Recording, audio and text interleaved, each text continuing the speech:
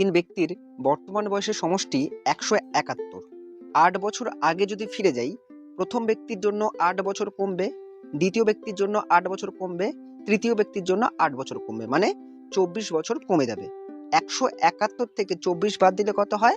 147 হয়। মানে 8 বছর আগে ওই তিনজন ব্যক্তির বয়সের সমষ্টি 147। প্রশ্নে বলছে 8 বছর আগে তাদের বয়সের অনুপাতটা কত বলছে? 8:7:6। মানে যোগফল কত হবে? 8 সাথে 15 আর 6 21। তাহলে অনুপাত অনুযায়ী যোগফলটা কত পেলাম? 21। বছর অনুযায়ী কত পেয়েছি? 147। মানে এই 21 ইউনিটটাই হচ্ছে 147 এর সমতুল্য। 21 ইউনিট যদি 147 হয়, 1 ইউনিট কত হবে? 21 দিয়ে ভাগ করলেই পাওয়া যাবে। 147কে 21 দিয়ে ভাগ করলে কত হয়? 7 হয়। মানে 1 ইউনিট সমান 7 বছরের সমতুল্য। প্রশ্ন ছিল কনিষ্ঠ ব্যক্তি মানে বয়সে যে ছোট সেই ব্যক্তিটার বয়স কত হবে?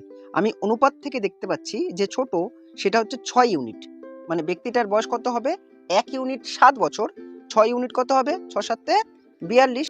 মানে 8 বছর আগে কনিষ্ঠ ব্যক্তিটার বয়স কত ছিল? 42। বর্তমান বয়স কত হবে?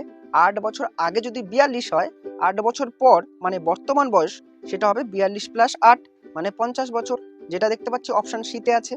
এই অঙ্কটাকে আরো একটা সহজ নিয়মে করা যায়। দেখো, প্রশ্ন ছিল কনিষ্ঠ ব্যক্তিটার বর্তমান বয়স কত, আর অনুপাত থেকে দেখতে পাচ্ছি 8 বছর আগে তিনটে ব্যক্তির বয়সের অনুপাত 8:7:6।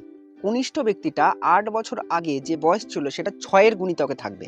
মানে যে আনসারটা দেওয়া আছে সেটা বর্তমান বয়স, অপশনে যেগুলো দেওয়া আছে সেই আনসার থেকে যদি 8 বছর আগে চলে যাই, তাহলে 8 বছর মাইনাস করলেই আমাদের 6-এর গুণিতকে বছরটা পাবো।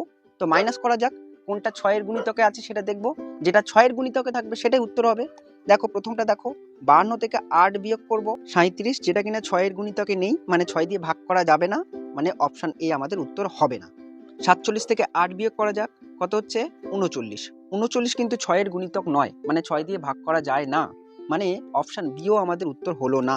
অপশন সি-তে দেখতে পাচ্ছি 50 আছে, 8 মাইনাস করছি কত হচ্ছে? 42, যেটা কিনা 6-এর গুণিতক, কারণ 6 7 42, মানে এটা আমাদের উত্তর। আর ডিটা জাস্ট কনফার্ম করে চেক করে নিতে পারো যে 45 থেকে যদি আমি 8 বাদ দিই কত হবে? 37 হবে, যেটা কিন্তু 6-এর গুণিতক নয়, মানে অপশন ডি আমাদের হলো না। আশা করছি অপশন দেখে কিভাবে উত্তর করতে হয় বুঝতে পেরেছো।